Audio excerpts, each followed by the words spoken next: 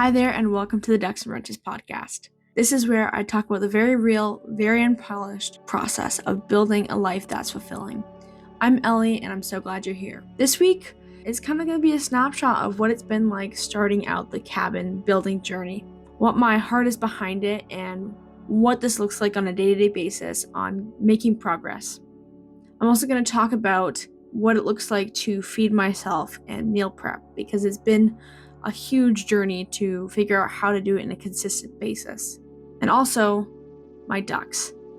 I'm going to talk about how it all started and how I started with no ducks to going with 3 ducks. There's a quote by C.S. Lewis that says, "Progress means getting nearer to the place you want to be." And if you take a wrong turn, then to go forward does not get you any nearer if you are on the wrong road. Progress means doing an about turn and walking back to the right road. In this case, the man who turns back soonest is the most progressive man. This is kind of my heart behind it, is in a world of technology and there's so much noise, it's really great to live simply in a way that's fulfilling and that makes you feel like you're doing work on a day-to-day basis. So if you're in the middle of building something, a home, a habit, or just trying to find a routine, I hope this episode makes you feel a little less alone in the process. Let's get into it. So today, as I said, we're going to be talking about these things. First off, we're going to be talking about the cabin. So when we first moved onto the property, I wanted to have my own space.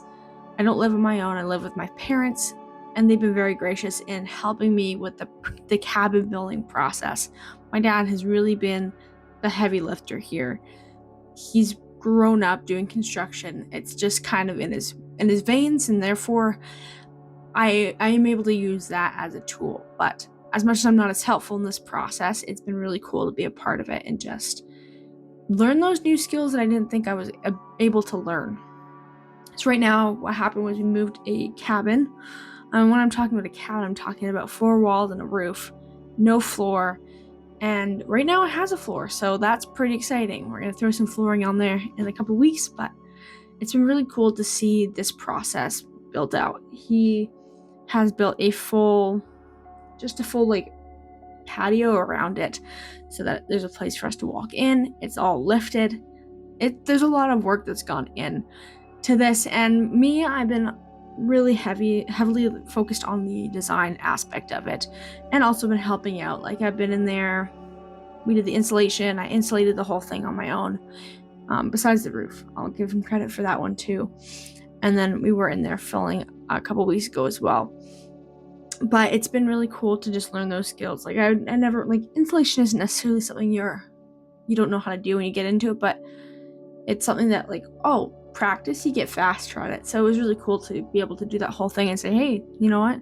I'm the reason it's going to be warm in there when winter time and it's not super breezy or anything. But definitely been talking about, like, the design aspect too. But where it all came from was my grandfather had this weird idea of having one small house and building cabins on his little property for all of his kids. So when we go back to the family property, it's his main cabin that he built with all the boys. So there are photos of all my uncles all helping out build this cabin. And it's 1 bedroom. That's where him and my grandmother would stay, with the main kitchen. And then outside, there's like 3 or 4. There are actually 4 cabins out there for each of the boys. So it was really cool to see going in there and seeing how small it was. Obviously, too small for me to like a bedroom size, but what I'm looking for is, like, it's gonna have a kitchen, it's gonna have a bathroom, it's gonna be completely independent at some point. But what was really cool is bringing that idea onto wherever I was gonna live in the meantime.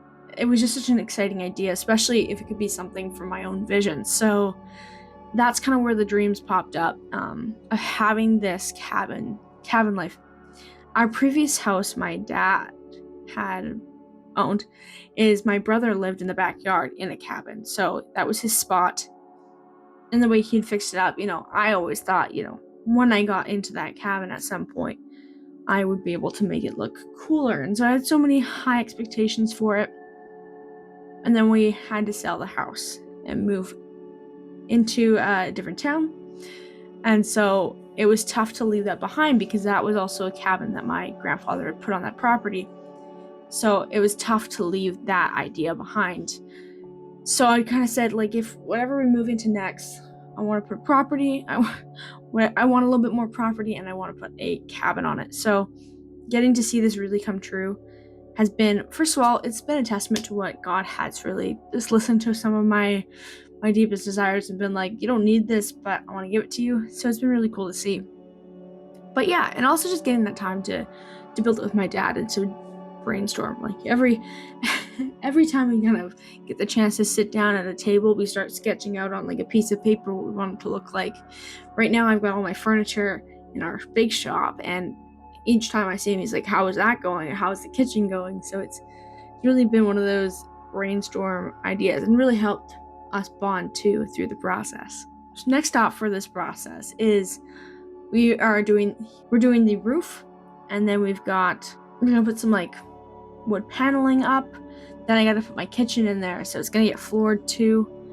There's still tons of work to do, and the more construction side we get through, the more heavy lifting I'm gonna be doing when it comes to planning it out and everything. So it's been fun, but definitely anticipating a lot of work in the future.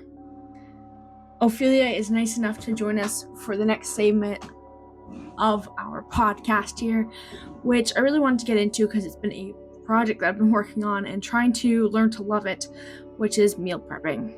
I always hated when I'd get into a day or a week and I'd like have to stress about what am I making right in the morning before I go to work. Like there's no time. I want to be able to sit down, read my Bible. I want to be able to work out. Like I want to have that time to not have to worry about these things. So I settled on once a week I would sit down and I would meal prep, which was not as easy as I thought it would be initially, which just takes time. So I ended up spending like a Sunday making a bunch of breakfast burritos, which breakfast burritos have been a staple. I mean, sometimes it gets really boring, but the reality is when I can go and know when I'm grabbing from the fridge, it just pays off. So I've been using our duck eggs, which has been an adjustment in itself.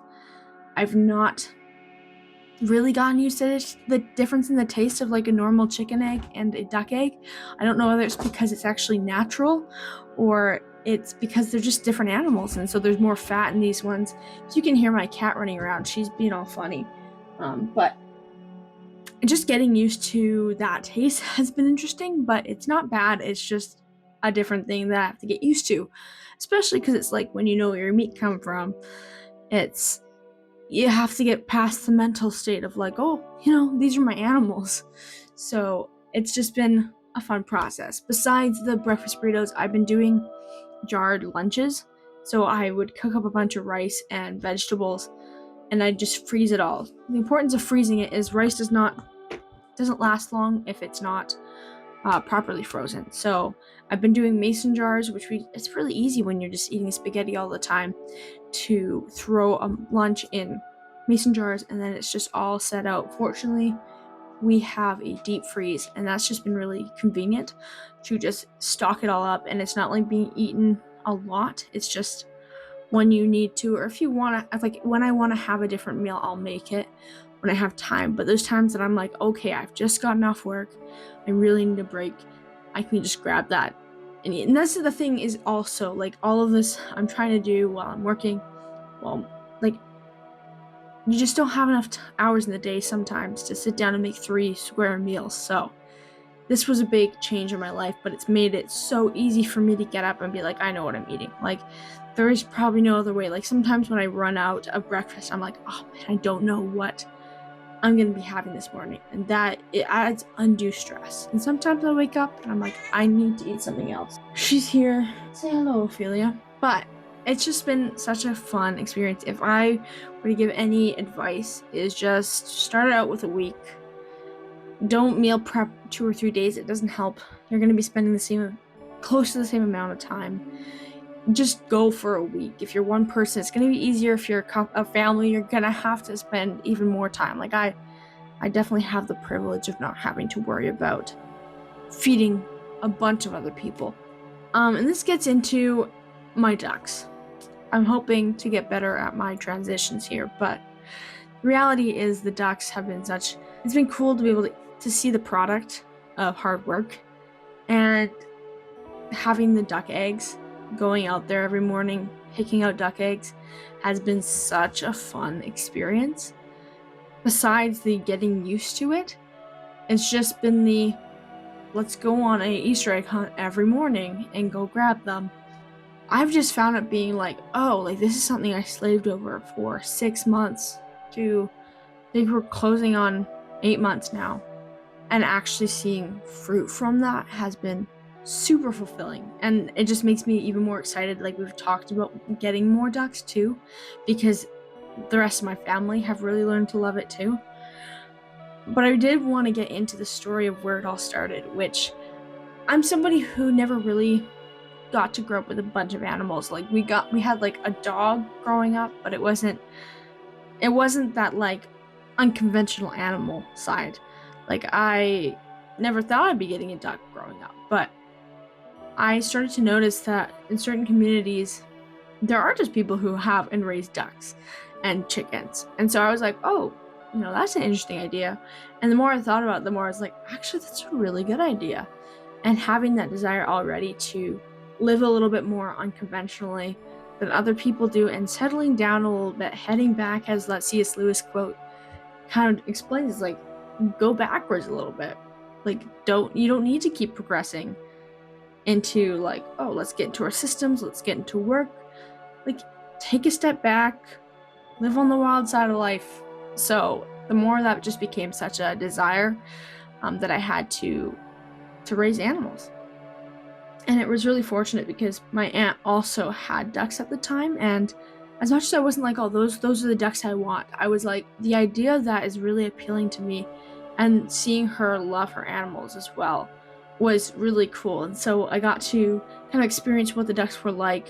A lot of my fears were either enhanced, or they weren't even that scary anymore, because I knew what it was going to be like to a certain extent. Of course, I didn't get to see the amount of work she put into setting everything up and then daily helping them and raising them, but it was when I had finally said, like, we're going to do this, we're going to build it. Once we build the coop, we're going to get chickens, we're going to get ducks. And so I had such a big plan, and then the more we got into the season, we were going to get chickens. We were like, chickens are going to be easier, less setup, let's get chickens. And then the season for chickens was over. I went on a trip to Europe, and so I was like, okay, like I just don't know if it's the right time for it. So a couple months passed, and I got back into work. I just started a new job, so it was like, how many transitions do you want at one time? So when I kind of had got it in my brain that we weren't going to do this, I got a call from my aunt being like, hey, I just finished hatching a bunch of ducks, and there's only one here. Like, the rest of them hadn't hatched. She had been incubating them, and it was just the one. And I was like, oh, it's too bad we're not going to get them yet. We're going to go next spring. We're going to get our animals next spring. And so I was like, oh my goodness. Like, but she kept sending me photos, and I was like, she's really cute. Like, she's a really cute duck. And she's all by herself. We wanted ducks. And so I was like, no. Like, it's not a good time. We have to figure out where we're getting the other ones. Like, it sounds like a lot of work. And so the more I thought about it, I was like, no, I'm just going to go tell my parents we're not going to get them, and we'll try again another season. And for the longest time, I've been saying, like, we need to get them, and they weren't convinced at all. But it was when I got home that my mom was like, you know what? I think we should do it. So my expectations of getting ducks were like, nah, we're not going to do it. It's not the right time. Was like, oh, we're actually going to go get this duck. So my aunt had named the duck Enola based on like a movie with Millie Bobby Brown, where it was like, oh, backwards was spelled alone because she was hatched on her own. Turns out she wasn't Enola, she was Gus, and he is our very stubborn Drake right now because it is springtime. But it all started with this little duck that was all alone, and then began the search for other ducks because you do not want a duck that stays on their own. It's not healthy for them. They need socialization. So we picked up 2 farm ducks. And the thing about farm ducks is they are not, if you've not like imprinted on a duck, like basically by the day they're hatching, the chance of them liking you is very, very slim. So when we got these ducks, they were not happy with us. It took some time, and that will be a story for another day, but they ended up being really, really lovely ducks. So that's how we got our 3 ducks. We have Gus, the one that was all alone when he hatched, is our Drake, and the leader of our pack. And then we have Sherlock, who is the mama goose. We were pretty sure she was going to be a Drake, so Gus, and Sherlock, and then Eudora. What was really funny is we were super convinced we had 2 Drakes and one duck. We thought Gus was the only hen, and turns out we were actually wrong. But that was the story on how we got them. It's just been really fun. It's been a fun couple months of learning this trait, so I'm really excited to get farther into this experience. If you like this podcast, make sure to subscribe, and also just like the video or comment if you want to hear more about our progress with the cabin and also some other projects I'm doing. Please stay tuned. I'm hoping to do a couple more of these. Have a great day.